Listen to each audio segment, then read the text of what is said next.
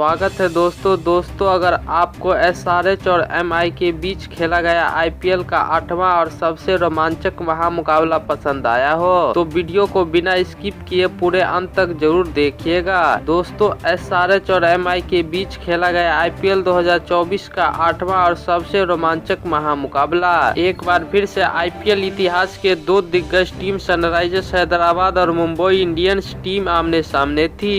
इस रोंगटे खड़े कर देने वाले महामुकाबले में एमआई के कप्तान हार्दिक पांड्या ने टॉस जीतकर पहले गेंदबाजी करने का फैसला किया और एसआरएच टीम को पहले बल्लेबाजी करने के लिए आमंत्रित किया। उसके बाद रनों की बारिश करने के इरादे से एसआरएच टीम के दो दिग्गज ओपनर बल्लेबाज मयंक अग्रवाल और ट्रेविस हेड के कांधों पर एक शानदार शुरुआत दिलाने की पूरी जिम्मेदारी थी और ट्रेविस हेड आते ही काफी आक्रामक लय में बल्लेबाजी करना शुरू कर देते हैं। जी हाँ दोस्तों, हेड के सामने मुंबई इंडियंस की कोई गेंदबाज टिकने का नाम नहीं ले रहे थे क्योंकि दोस्तों ट्रेविस हेड चौकों और छक्कों की बारिश करना शुरू कर दिए थे। लेकिन दोस्तों मुंबई इंडियंस के तरफ से 5वां ओवर डालने आते हैं खुद कप्तान हार्दिक पांड्या और ओवर की पहली गेंद पर मयंक अग्रवाल को टीम डेविड के हाथों कैच आउट करा देते हैं। मयंक अग्रवाल 13 गेंदों पर 11 रन बनाकर पवेलियन लौट जाते हैं। इनके बाद बल्लेबाजी करने के लिए आते हैं अभिषेक शर्मा, लेकिन इस बीच सनराइजर्स हैदराबाद की टीम पावर प्ले की समाप्ति तक 81 रन बना लेते हैं और देखते ही देखते ट्रेविस हेड अपना अर्धशतक भी पूरा कर लेते हैं और भी खतरनाक अंदाज में बल्लेबाजी करना शुरू कर देते हैं और दोस्तों 8वें ओवर में बेहतरीन बल्लेबाजी कर रहे हैं। ट्रेविस हेड नमनधीर के हाथों कैच आउट हो जाते हैं। ट्रेविस हेड मात्र 24 गेंदों पर 62 रन बनाकर पवेलियन लौट जाते हैं। इनके बाद बल्लेबाजी करने के लिए आते हैं एडम मार्करम और अब अभिषेक शर्मा काफी खतरनाक लय में बल्लेबाजी करना शुरू कर देते हैं। इस बीच दोस्तों अभिषेक शर्मा भी अपना अर्धशतक पूरा कर लेते हैं और दोनों बल्लेबाज मिलकर साझेदारी बनाना शुरू कर देते हैं। जी हाँ दोस्तों, अभिषेक शर्मा और एडम मार्करम काफी विस्फोटक बल्लेबाजी कर रहे थे, लेकिन दोस्तों मुंबई के तरफ से 11वां ओवर डालने के लिए आते हैं स्पिन गेंदबाज पीयूष चावला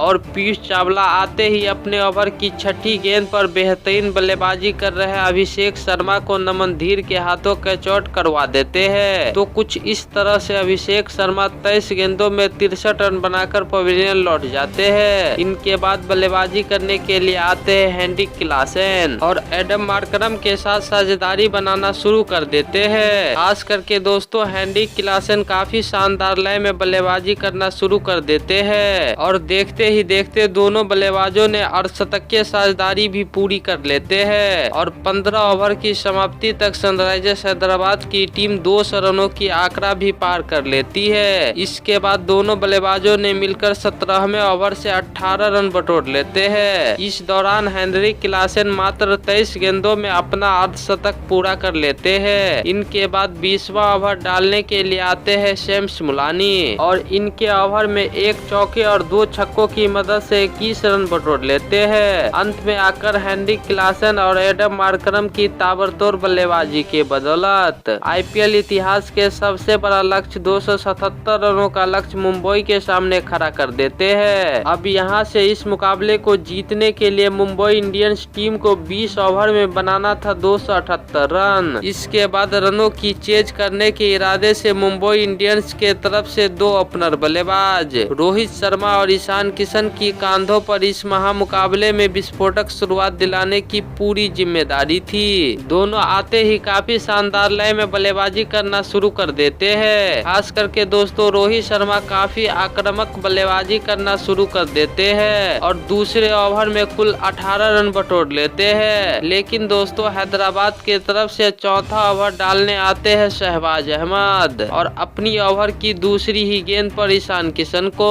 एडम मार्करम के हाथों कैच आउट करवा देते हैं। ईशान किशन 13 गेंदों में 4 छक्कों और 2 चौकों की मदद से 34 रन बनाकर पवेलियन लौट जाते हैं। इनके बाद बल्लेबाजी करने के लिए नमनधीर आते हैं और 5वां ओवर डालने आते हैं खुद कप्तान पैट कमिंस और पैट कमिंस अपनी ओवर की तीसरी गेंद पर बेहतरीन बल्लेबाजी कर रहे रोहित शर्मा को अभिषेक शर्मा के हाथों कैच आउट करवा देते हैं। रोहित शर्मा 12 गेंदों में 26 रन बनाकर पवेलियन लौट जाते हैं। इनके बाद बल्लेबाजी करने के लिए तिलक वर्मा आते हैं। खास करके दोस्तों नमनधीर काफी विस्फोटक बल्लेबाजी करते हुए पावर प्ले की समाप्ति तक मुंबई इंडियंस की टीम 76 रन बटोर लेते हैं और देखते ही देखते मुंबई इंडियंस की स्कोर 100 रनों पहुंच जाती है। इस दौरान तिलक वर्मा और नमनधीर ने मिलकर अर्धशतकीय साझेदारी भी पूरी कर लेते हैं, जबकि दोस्तों इस दौरान तिलक वर्मा अपना अर्धशतक भी पूरा कर लेते हैं। लेकिन दोस्तों 11वां ओवर डालने आते हैं यादव उनादकट और अपने ओवर की चौथी गेंद पर नमनधीर को